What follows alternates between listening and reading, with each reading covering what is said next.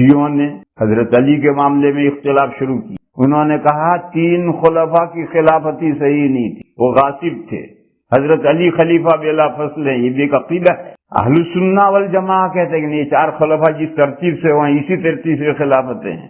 تو ادھر اختلاف ہوا، خوارج کے ساتھ اختلاف ہوا. خوارج نے کہا ان الحکم الا للہ، اللہ کے علاوہ کسی کی پنچایت نہیں بٹھا سکتے. حضرت معاویہ اور حضرت علی نے 2 آدمیوں کی پنچایت بٹھائی، کہا یہ تو کافر ہو. یہ بھی ایک مسئلہ بنا کہ پنچایت بٹھا سکتے ہیں، 2 فریق جھگڑ رہے ہیں، 2 آدمی جھگڑ رہے ہیں، تیسرے کو حکم بنا کر کے فیصلہ اسے سونپے تو سونپ سکتے ہیں یا نہیں سونپ سکتے؟ اہل السنہ والجماعہ کہتے سونپ سکتے، شیعہ کہتے نہیں سونپ سکتے. قرآن میں ہے ان الحکم الا للہ. اہل السنہ والجماعہ یہ کہتے ہیں کہ یہ ان الحکم الا للہ کس پر نازل ہوا؟ حضور پر. اور حضور نے بنو قریظہ کے معاملے میں حضور نے اور بنو قریظہ نے مل کر حضرت سعد بن معاذ کو فیصلہ سونپا کہ جو آپ فیصلہ کریں ہمیں منظور ہے. تو ان الحکم للہ کو تم سمجھتے ہو یا حضور سمجھتے تھے؟ حضور نے تو پنچایت بٹھائی ہے بنو قریظہ کے معاملے میں. خیر چھوڑو جھگڑے کو. یہ مختلف مسائل کی وجہ سے یہ فرقے آئے. معتزلہ جو فرقہ وجود میں آیا تو اس نے سب سے پہلے کیا کام کیا اور وہ معتزلہ کیوں بنے اور اہل السنہ والجماعہ سے اختلاف کیوں ہوا؟ انہوں نے سب سے پہلے اللہ کی صفات کا مسئلہ اٹھایا. ایک تو اللہ کی ذات ہے، ایک اللہ کی صفات ہے. پھر اللہ کی صفات 2 طرح کی. ایک ایسی صفات ہیں کہ مخلوق سے اس کی مشابہت نہیں، اور دوسری وہ صفات ہیں جو مخلوق سے مشابہت ہے. جیسے قل هو اللہ احد، اللہ الون، مخلوق سے کیا مشابہت؟ اللہ الصمد، اللہ بے نیاز، مخلوق سے کیا مشابہت؟ لم یلد ولم یولد ولم یکن لہ کفوا احد، کوئی مشابہت نہیں. اور دوسری بے شمار صفات ہیں. اللہ سنتے ہیں تو ہم بھی سنتے ہیں، اللہ کی یہ صفت ہماری صفت کا مشابہ ہے. اللہ بصیر ہیں، دیکھتے ہیں تو ہم بھی دیکھتے ہیں. اللہ کا ہاتھ ہے تو ہمارا بھی ہاتھ ہے. اللہ کا چہرہ ہے تو ہمارا بھی چہرہ ہے. اللہ کی پنڈلی ہے تو ہماری بھی پنڈلی. اللہ رات کے پچھلے حصے میں سمائے دنیا پر اترتے ہیں تو ہم بھی اوپر کی منزل سے اسٹیئر سے نیچے اترتے. تو وہ صفات جو مخلوق کے مشابہ نہیں تھی، اللہ کا ایک ہونا، اللہ کا بے نیاز ہونا، یہ زیر بحث نہیں آئی.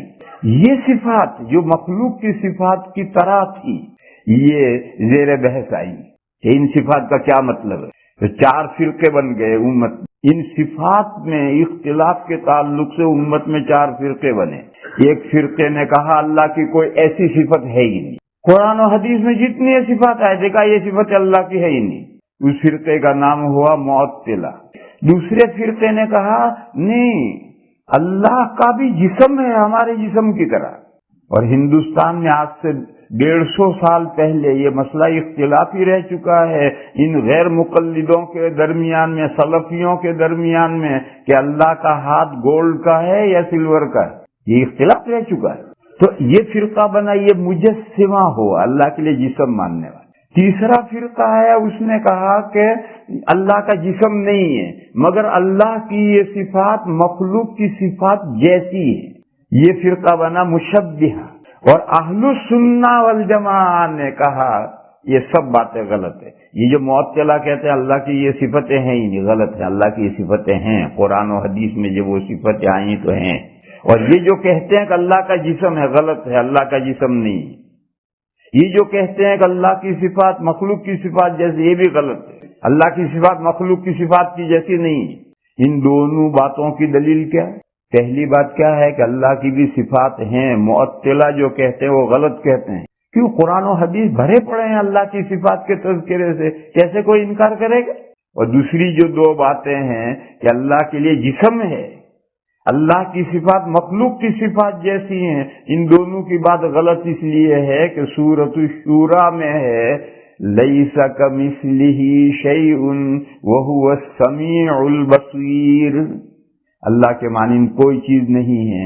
اللہ خوب سننے والے، خوب دیکھنے والے ہیں. تو 2 صفتیں ثابت کی، سمیع اور بصیر صفت ثابت کی. اور پہلے یہ قاعدہ بتایا کہ اللہ کے مانند کوئی چیز نہیں. بس اگر تم کہو کہ اللہ کا جسم ہے تو اللہ ہمارے مانند ہو گئے. اور اگر تم کہو کہ اللہ کی یہ صفتیں ہماری صفتوں کے مانند ہیں تو یہ بھی آیت نفی کر رہی.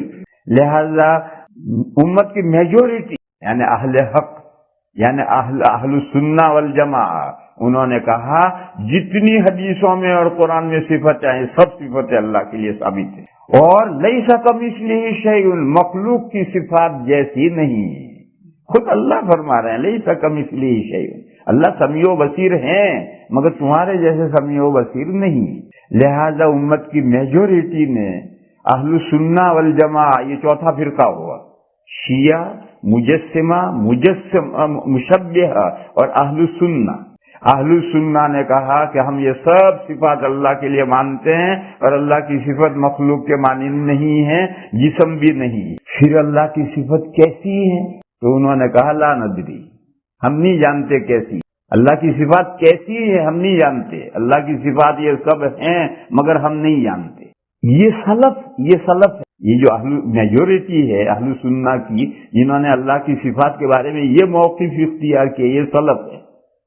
تو 4 فرقے ہوئے، سلف، معتزلہ، مجسمہ اور مشبہہ۔ پھر یہ جو معتزلہ ہیں وہ اتنے آگے بڑھ گئے کہ خلافت عباسیہ کے جو بادشاہ تھے ان کے انفلوئنس میں آ گئے۔ آپ کو یاد ہے ہارون رشید کا بیٹا مامون، وہ بڑا فلسفی تھا اور اس نے یونانیوں کا فلسفہ سب عربی میں ترجمہ کروایا تھا، اور وہاں سے امت میں عقلیت کا دور شروع ہوا۔ سب سے پہلے یہ مامون معتزلہ کے خیالات سے متاثر ہوا، اور بادشاہ معتزلہ ان کے اتنے قریب چلے گئے کہ ان کے خیالات سے بادشاہ متاثر ہو۔ پھر اللہ کی صفات میں سے ایک صفت زیر بحث آئی۔ اللہ کی بہت صفتیں، ان صفتوں میں سے اللہ کی ایک صفت ہے صفت کلام، قرآن کریم میں ہے وَكَلَّمَ اللَّهُ مُوسَىٰ تَكْلِيمًا، اللہ نے موسیٰ علیہ السلام سے کھل کر بات چیت کی، تو اللہ کے لیے صفت کلام ہے۔ یہ صفت کلام زیر بحث آئی کیونکہ جو دوسری صفتیں ہیں ان کا پیکر محسوس نہیں ہے۔ اللہ سمیع ہے تو ان کا سمیع ہونے کا کوئی پیکر دنیا میں نہیں، اللہ بصیر ہیں ان کا کوئی پیکر نہیں، اللہ کا چہرہ ہے کوئی پیکر نہیں، اللہ کا ہاتھ دنیا میں کوئی پیکر نہیں۔ پیکر محسوس میں انگریزی لفظ اس کے لیے نہیں استعمال کر پا رہا ہوں، پیکر کے معنی ایک شکل جو نظر آ رہی ہے۔ تو تمام صفات کے لیے بتاؤ کوئی انگریزی لفظ کیا استعمال کروں؟ امیج، جو دکھے، امیج میں دکھنا بھی آ گیا۔ اللہ کی صفات میں سے کسی صفت کا امیج نہیں ہے، پیکر محسوس نہیں ہے، مگر جو اللہ کی صفت کلام ہے اس کا امیج قرآن کریم ہے۔ یہ قرآن کریم اللہ کا کلام ہے، دوسری تمام صفات کا کوئی امیج نہیں۔ تو اب یہ قرآن کریم زیر بحث ہے، ساری امت مانتی ہے کہ یہ اللہ کی صفت کلام ہے، اللہ کی ایک صفت کلام ہے، اور یہ قرآن اس صفت کلام کا امیج ہے، پیکر محسوس نظر آنے والا ہے۔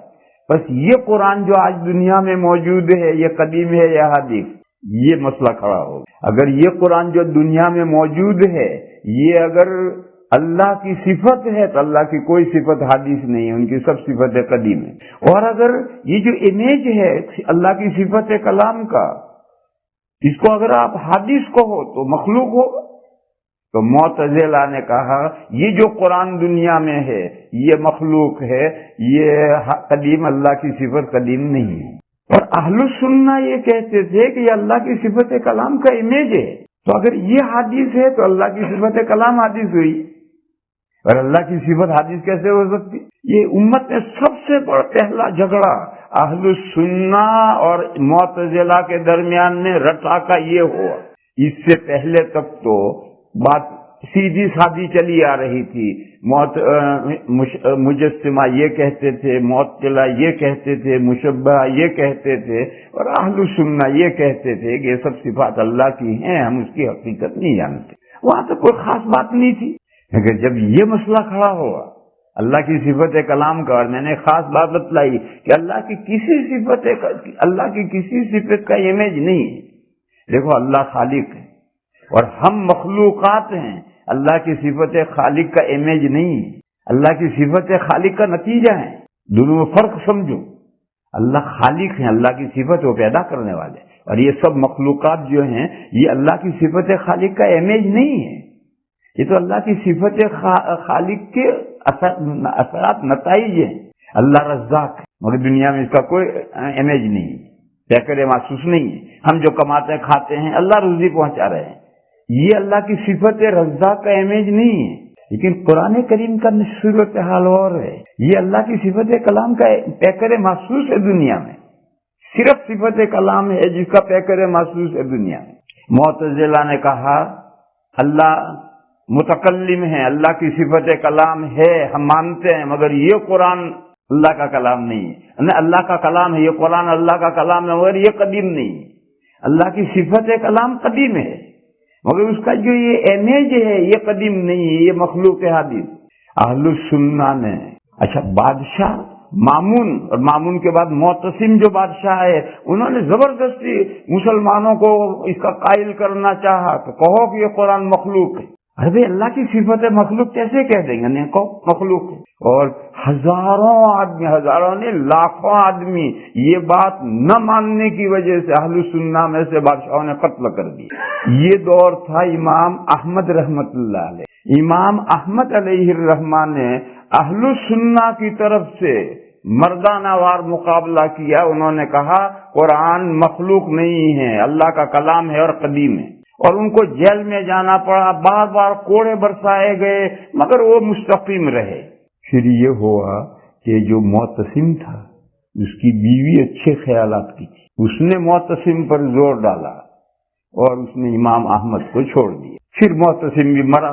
फिर उसके बाद जो बादशाह है वो उस मुअतज़िला के इन्फ्लुएंस में नहीं थे, तो ये फितना दुनिया से खत्म हुआ। ये पूरी हिस्ट्री है इसकी है कि मुअतज़िला और अहलुस सुन्ना के दरमियान में जो सबसे पहले ज़ेर बहस मसला आया वो सिफात का है, और सिफात में से सिफत कलाम का आया, और सिफत कलाम का जो इमेज है कुरान करीम का मसला है कि ये कदीम है या हदीस।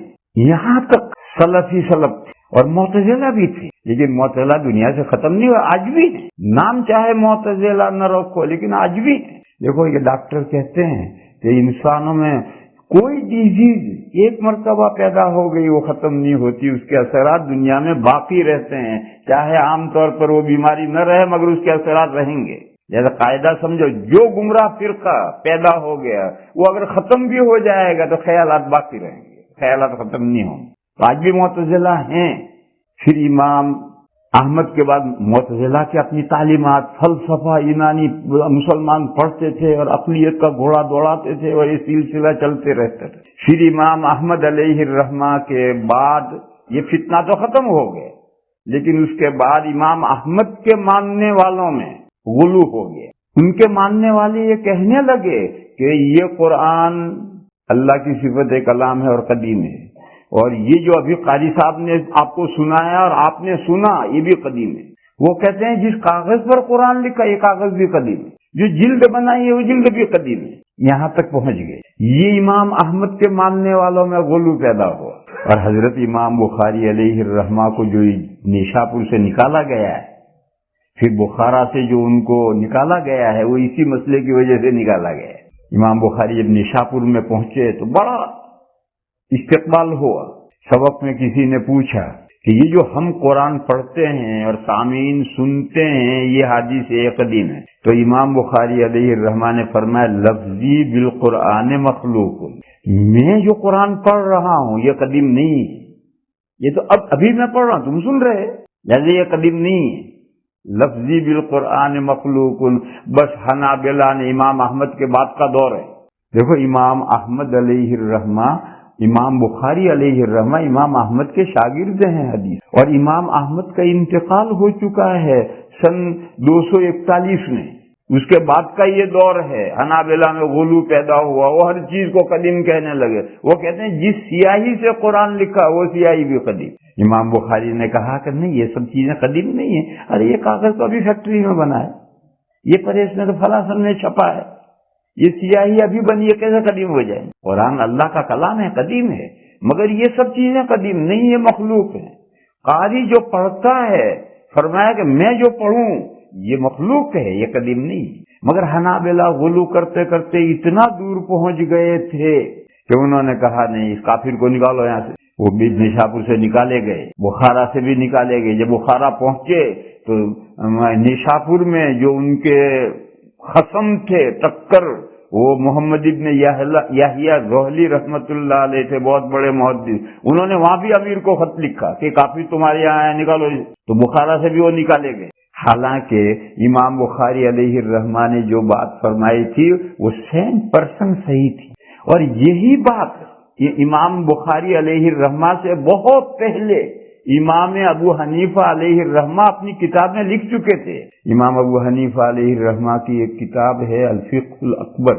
دیکھو امام ابو حنیفہ کا زمانہ کون سا ہے؟ سن 150 میں امام ابو حنیفہ کا انتقال ہوا ہے، اور امام بخاری کا 256 میں انتقال ہوا ہے۔ تو اتنا پہلے امام ابو حنیفہ علیہ الرحمہ الفقہ الاکبر میں یہ بات لکھ چکے ہیں کہ کلامنا بالقرآن مخلوق، کہ ہم جو قرآن پڑھتے ہیں یہ ہمارا پڑھنا اور آپ کا سننا یہ مخلوق ہے، یہ قدیم نہیں ہے، یہ بات لکھ چکے تھے۔ مگر اس وقت کوئی ہنگامہ کھڑا نہیں ہوا تھا، کیوں؟ اس وقت تو سادہ فورم تھا، کوئی مسئلہ نہیں تھا۔ لیکن اب جب یہ حنابلہ میں غلو شروع ہوا تو اب یہ مسئلہ بڑا سنگین بن گیا، اور وہی بات جو انہوں نے کہی تھی امام بخاری علیہ الرحمہ نے کہی تو چاروں طرف سے ان پر حملے شروع ہو۔ حالانکہ امام احمد کا مذہب ان کا شاگرد بہتر جانتا ہے بات کے لوگوں سے۔ امام احمد نے جو قرآن کے بارے میں کہا تھا کہ وہ قدیم ہے، مخلوق نہیں ہے، وہ اس کا کیا مطلب ہے، اس کا مطلب امام بخاری بہتر جانتے ہیں۔ اور امام احمد علیہ الرحمہ امام اعظم کے شاگردوں کے شاگرد ہیں۔ امام شافعی کے تو شاگرد ہیں، امام شافعی امام محمد کے شاگرد ہیں، اس کے علاوہ دوسرے امام ابو حنیفہ کے شاگردوں سے امام احمد نے پڑھا ہے، اس لیے امام اعظم نے جو لکھا تھا وہ ان کے سامنے ہے، اور امام بخاری اپنے استاد کا مذہب صحیح سمجھ رہے ہیں، اور وہ جو کہہ رہے ہیں وہ 100% صحیح ہے۔ مگر حنابلہ میں اتنا غلو ہو گیا کہ امام بخاری کا یہ قول ان کو ہضم نہیں ہو، پھر زمانہ آگے بڑھا۔ تو اسی کے ساتھ ایک اللہ کی دوسری صفت زیر بحث آئی۔ قرآن کریم میں 7 جگہ پر الرحمن علی العرش استویٰ ہے، نہایت مہربان اللہ عرش نشین ہیں، عرش نشین ہوئے۔ جیسے کہتے ہیں کہ فلاں بادشاہ مر گیا، اب عرش نشین، تخت نشین کون ہے کہ تخت نشین فلاں ہے۔ عرش کے معنی بھی تخت کے ہیں، شاہی تخت کے ہیں۔ تو قرآن میں 7 جگہ پر یہ آئی ہے آیت کہ اللہ تخت نشین ہوئے، اور کس سیاق و سباق میں آئی؟ ایک آیت ہوتی ہے، اس سے پہلے بھی کوئی کلام، اس کے پیچھے بھی کوئی کلام، تو سیاق و سباق میں سمجھا جاتا ہے کلام۔ سورہ یونس کے پہلے رکوع میں ہے وَهُوَ الَّذِي خَلَقَ السَّمَاوَاتِ وَالْأَرْضَ فِي سِتَّةِ أَيَّامٍ ثُمَّ اسْتَوَىٰ عَلَى الْعَرْشِ يُدَبِّرُ الْأَمْرَ۔ اللہ وہ ہستی ہیں جنہوں نے آسمان و زمین کو 6 دنوں میں یعنی 6 دوروں میں پیدا کیا۔ ایک دن یہ دنیا کا دن نہیں ہے 12 گھنٹے کا، یہ اللہ کے یہاں کا دن ہے، اس لیے میں نے دور لفظ استعمال کیا۔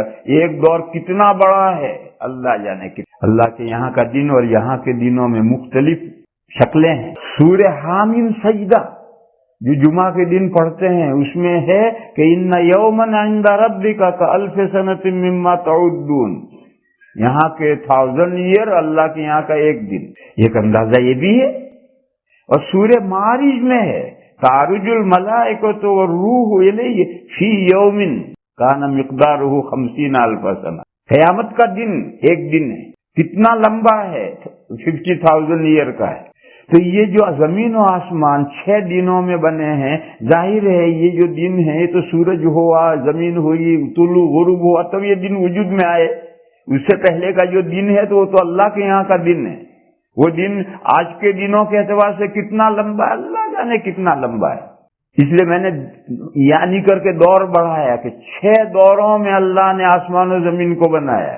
وَهُوَ الَّذِي خَلَقَ السَّمَاوَاتِ وَالْأَرْضَ فِي سِتَّةِ أَيَّامٍ، پھر اللہ عرش نشین ہوئے، ثُمَّ اسْتَوَىٰ عَلَى الْعَرْشِ يُدَبِّرُ الْأَمْرَ، آسمان و زمین پوری کائنات کا مینجمنٹ ارینجمنٹ اللہ خود کر رہے ہیں، تخت نشین وہ ہیں اور مینجمنٹ کر رہے ہیں پوری کائنات کا۔ اور رد کرنا ہے ان ہندوؤں پر، مشرکین پر، انہوں نے اللہ کی حکومت کے ڈپارٹمنٹ بنائے ہیں کہ بارش کا خدائی ہے، ہوا کا خدائی ہے، دولت کا خدائی ہے، ہیلتھ کا خدائی ہے، सब डिपार्टमेंट बनाए। اور مکہ مشرکین مکہ نے بھی یہی کر رکھا تھا، وہ کہتے تھے کہ ایک بادشاہ ایک حکومت نہیں چلا سکتا، تو اللہ اتنی بڑی کائنات کی مینجمنٹ کیسے کر سکتے ہیں؟ انہوں نے ڈپارٹمنٹ بنا کر کے خدا بنا کر سونپ دیے ہیں۔